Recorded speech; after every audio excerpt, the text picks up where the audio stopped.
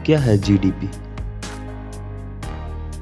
Gross domestic product यानी सकल घरेलू उत्पाद किसी एक साल में देश में पैदा होने वाले सभी सामानों और सेवाओं की कुल वैल्यू को कहते हैं। इसको सरल भाषा में कहा जाए, जीडीपी ठीक वैसे ही है जैसे किसी छात्र की मार्कशीट होती है। जिस तरह मार्कशीट से पता चलता है कि छात्र ने साल भर में कैसा प्रदर्शन किया है और किन विषयों में वो मजबूत या कमजोर रहा है, उसी तरह जीडीपी आर्थिक गतिविधियों के स्तर को दिखाता है और इससे यह पता चलता है कि किन सेक्टरों की वजह से इसमें तेजी या गिरावट आई है। इससे पता चलता है कि साल भर में अर्थव्यवस्था ने कितना अच्छा या खराब प्रदर्शन किया है। अगर जीडीपी डेटा सुस्ती को दिखाता है तो इसका मतलब है कि देश की अर्थव्यवस्था सुस्त हो रही है। देश ने इससे पहले साल के मुकाबले पर्याप्त मान का उत्पादन नहीं किया है और सेवा क्षेत्र में भी गिरावट रही है। भारत में सेंट्रल स्टैटिक ऑफिस सीईओ साल में 4 बार जीडीपी का आकलन करता है, यानी कि हर क्वार्टर में जीडीपी का आकलन किया जाता है। हर साल यह सालाना जीडीपी ग्रोथ के आंकड़े जारी करता है।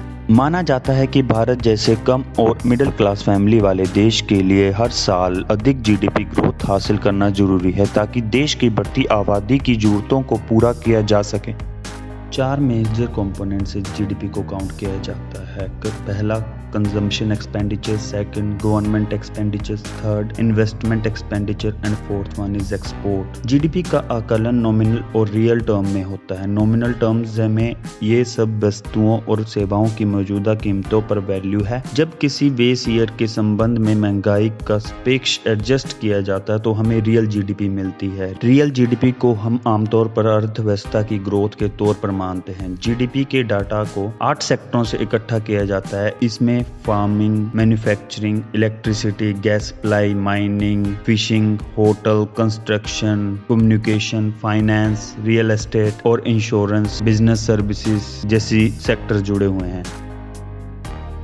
आम जनता के लिए यह क्यों अहम है? आम जनता के लिए ये इसलिए महत्वपूर्ण है क्योंकि यह सरकार और लोगों के लिए फैसले करने का एक अहम फैक्टर साबित होता है। अगर जीडीपी बढ़ रही है तो इसका मतलब कि देश की आर्थिक गतिविधियों में संदर्भ अच्छा काम किया जा रहा है और सरकार अपनी नीतियों जमीनों स्तर पर प्रभावित साबित हो रही है और देश सही दिशा में जा रहा है। अगर जीडीपी सुस्त है तो यानी कि देश नीचे की ओर जा रहा है और इसमें गिरावट आ रही है। अगर जीडीपी की ग्रोथ कम हो रही है तो इसका मतलब है कि सरकार अपनी नीतियों पर काम नहीं कर रही है और अर्थव्यवस्था की पटरी नीचे जा रही है। सरकार के अलावा कारोबारी, स्टॉक मार्केट, इन्वेस्टर और अलग अलग कंपोनेंट्स जीडीपी के डाटा का इस्तेमाल सही फैसले करने के लिए करते हैं। जब अर्थव्यवस्था अच्छा प्रदर्शन करती है तो कारोबार और ज्यादा पैसा निवेश करते हैं और उत्पादन ग्रोथ को बढ़ाते हैं क्योंकि भविष्य को लेकर वे आशावादी होते हैं।